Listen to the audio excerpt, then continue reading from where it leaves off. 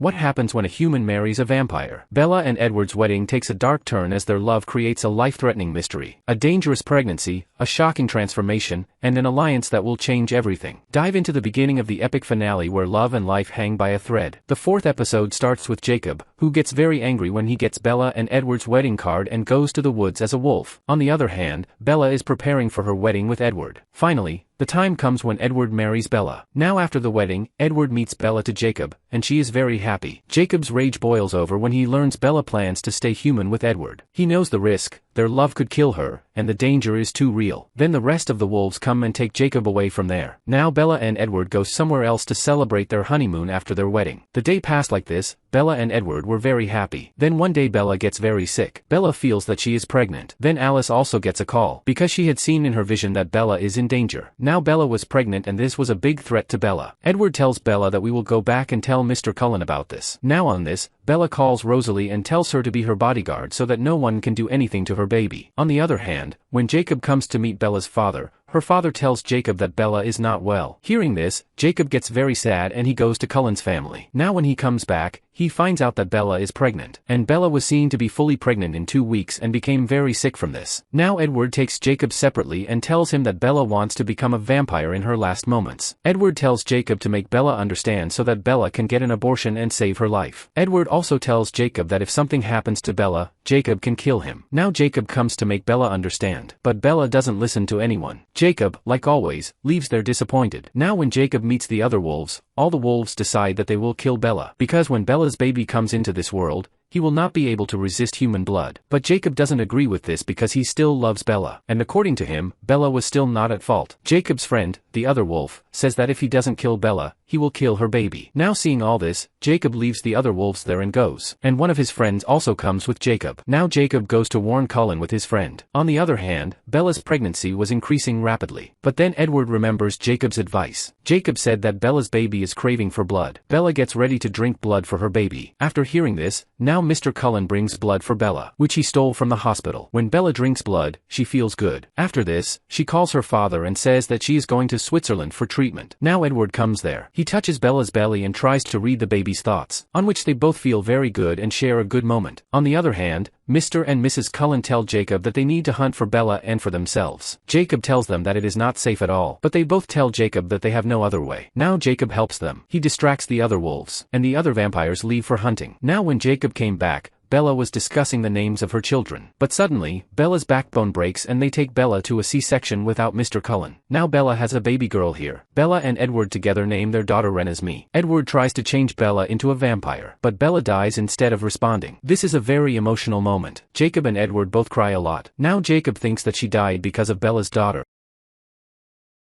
Jacob now wants to kill Renée, but he could see his future in Bella's daughter's eyes. Now the other wolves come there and attack the vampires. But then Jacob also comes there and there he stops their fight. Jacob tells the other wolves there that he has seen a mark in Bella's daughter's eyes. And this was the biggest rule of the wolves, that if a wolf sees his future in the eyes of humans, then that wolf can never harm him, and he will protect that person. Now all these wolves leave from there. On the other hand, Edward's blood starts healing Bella. Now Edward gets Bella ready. Now Bella was transformed from a human to a vampire. Bella came to her senses and she was looking like the other vampires. Now Bella meets Renée, who has grown so much in just 2 days, because Bella's daughter Renée was growing very fast. Then Bella sees Renée and finds out that Jacob has seen his future in Renée's eyes, on which Bella gets very angry and starts hitting Jacob. But Jacob explains to Bella. Now that night was Bella's birthday. All the Cullens family together give Bella a house, in which Bella and Edward both spend the night and are very happy. Now the next morning Bella finds out that her father calls her every day, on which all the vampires decide that they will tell Bella's father that Bella is dead.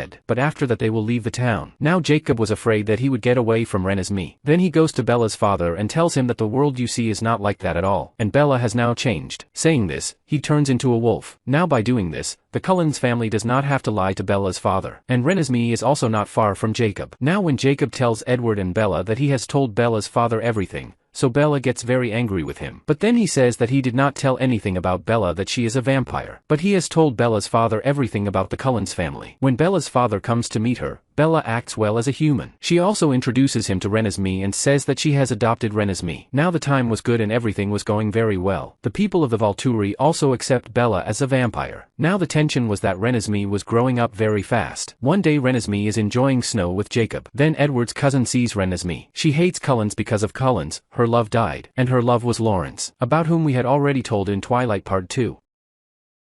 Now seeing Edward's cousin, Bella gets very upset and follows her too, but she runs away from there. And Edward's cousin now thinks that Renée is an immortal child and informs Volturi about it. Immortal children are those children who are changed in childhood. Those children can neither change nor can they stop their blood craving, and so they are the most dangerous. And such children are killed and their parents also. Now the people of Volturi were coming to attack Cullens. And Alice gets the vision of this. Cullens did not want to fight the family Volturi. That's why those people collect witnesses, so that they can tell the people of Volturi that Renée is not an immortal child. Alice and her cousin go for a special witness. And also they leave a message for the Cullens family near the wolf. That will collect the witness as soon as possible. Now the people of the Cullens family go to different cities and collect the witness for themselves. And collect a lot of vampires and bring them to their house, which also has a lot of gifted vampires. Like in those vampires, there was a girl who could show her own visions to any one of her choice. One vampire was such that he could control all the elements, another vampire who could give electric shocks. On the other hand, we see that wolves were also increasing rapidly. Because of coming with vampires, wolves were transforming rapidly. All the vampires were in danger if Alice could not bring the witness. Then all the vampires will have to fight with Volturi together. Now all the vampires start to back off from this. Edward explains to all the vampires that the people of Volturi have always been enemies of the Cullens family. And they always think of attacking the Cullens family. Now they have got a chance to fight with us because of my daughter. And he also tells that Arrow is very fond of collecting gifted vampires, so that they don't have to fight, and he always wants Alice. Because there is no one in Arrow's team who sees future vision like Alice. But Arrow already has Jane, who has the power to give pain. And she also has a brother who can darken the pitch, due to which anyone's ability to think, understand, and smell is over. Because they fight with Volturi not only for the Cullens family but also for their family. Volturi only cares about power and nothing else. Now everyone gets ready by listening to Edward. And he says that if the time comes to fight, they will not back off and will compete with the people of Volturi. These people also know about Bella's special power, which is a mental shield, which protects Bella. This was the reason. Edward could never read Bella's mind, and that's why we saw that Arrow could not read Bella's thoughts. Now they also teach Bella how to use her powers for others. To motivate Bella, one of them gives a crunch to Edward.